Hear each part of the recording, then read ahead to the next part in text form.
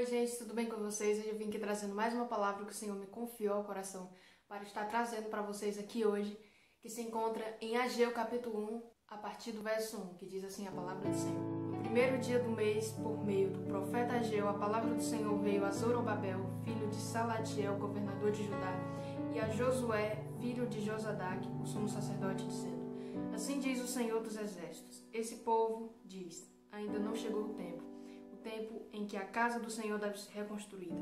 Por isso a palavra do Senhor veio por meio do profeta Ageu, dizendo: Acaso é tempo de vocês morarem em casas luxuosas enquanto o templo permanece em ruínas? Portanto, assim diz o Senhor dos Exércitos. Considerem o que tem acontecido com vocês. Vocês semearam muito e colheram pouco. Comem, mas isso não chega a matar a fome. Bebem, mas isso não dá para ficarem satisfeitos. Põem roupas, mas ninguém se aquece. E o que recebe do salário, recebe-o para colocá-lo numa sacola furada. Eu vou repetir um versículo no qual o Senhor falou comigo, que diz: Assim diz o Senhor. Este povo diz, ainda não chegou o tempo em que a casa do Senhor deve ser reconstruída. Veja que o povo estava completamente desmotivado à reconstrução do templo. Eles se esqueceram do templo do Senhor e focaram somente na construção das suas casas luxuosas, pois os seus próprios inimigos também os desmotivaram a não reconstruir a casa do Senhor, a edificar o templo de Deus, quando eles já estavam edificando. E eles usam como desculpa: não chegou o tempo, porém já estava no tempo. Porque se não tivesse no tempo, o Senhor diria: ainda não está no tempo, mas o Senhor diz: vocês já deveriam ter reconstruído, ou seja, já era para ter acontecido, eles estavam atrasados, era o que o Senhor estava querendo dizer, eles estavam atrasados, porque já era para eles ter reconstruído. Deus não vai fazer aquilo que você já deveria ter feito. O Senhor me deu uma frase e me disse: você espera tanto por uma coisa, que quando eu digo chegou a hora, você se recusa, você se esconde, você se isola, e não vai, e não faz. O povo estava usando a desculpa de que não era o tempo, para não fazerem, para não sacrificarem a reconstruir o templo do Senhor. Aí o Senhor continua dizendo: acaso é tempo de vocês morarem em casas luxuosas enquanto este templo permanece em ruínas? Porque o povo estava completamente desmotivado em relação à casa de Deus devido às oposições. Em Esdras 4:1 vai dizer que o povo tenta se enfiar no meio do povo de Israel, que estavam reconstruindo o templo, para tentar fazer com que eles parassem ou frustrar as obras dele. Não conseguindo, eles levantam uma acusação contra o povo para que eles, de jeito nenhum, pudessem reconstruir aquele templo ou continuar aquela obra. Antes de investir em qualquer coisa, invista primeiramente nas coisas de Deus. Se você parar para reparar, e se você pensar, eles só se levantaram quando eles estavam reconstruindo o templo, mas não se levantaram quando eles estavam reconstruindo as suas casas luxuosas, mas somente quando eles estavam reedificando o templo.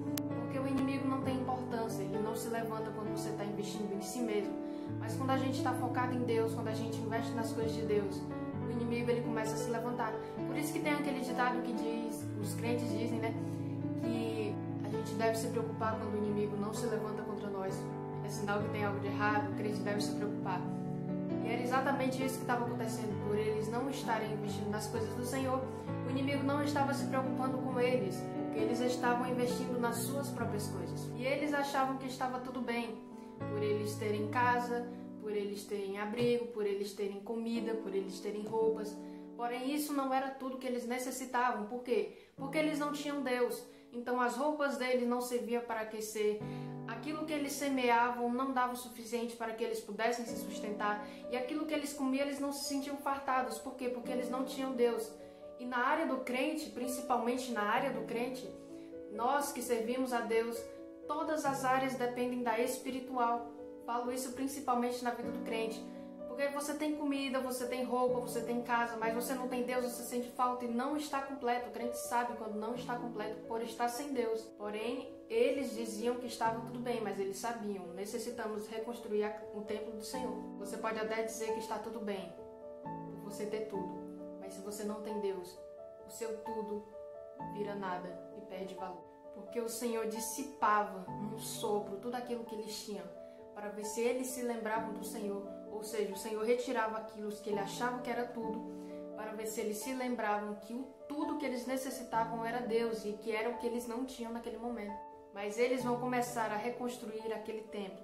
E a Bíblia diz que quando está tudo construído, em Esdras 3:12, vai dizer que quando os levitas, os sacerdotes e os idosos viram esse novo templo, a Bíblia vai dizer que eles começam a chorar de tanta tristeza por terem visto o templo de Salomão, como era cheio de ouro, como era cheio de prata, e eles vão se entristecer por esse novo templo não ser igual ao de Salomão, por não ter a mesma beleza, a mesma glória.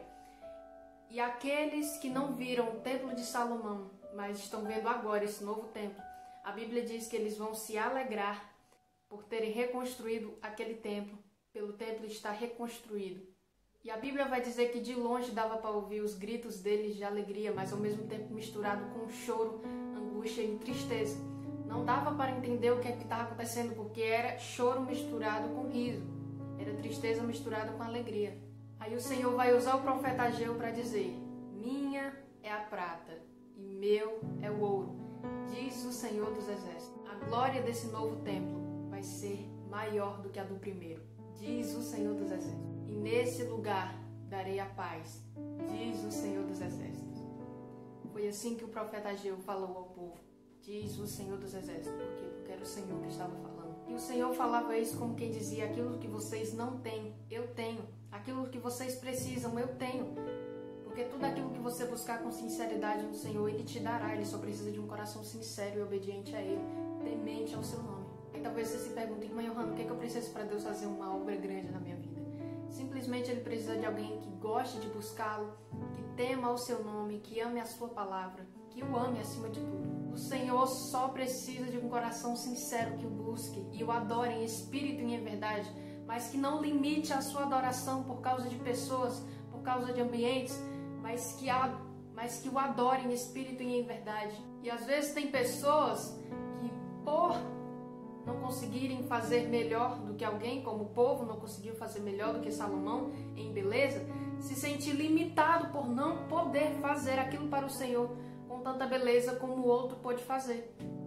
Talvez você diz: mas o outro fez melhor do que eu. O Senhor está dizendo: eu só preciso que você faça com o coração sincero.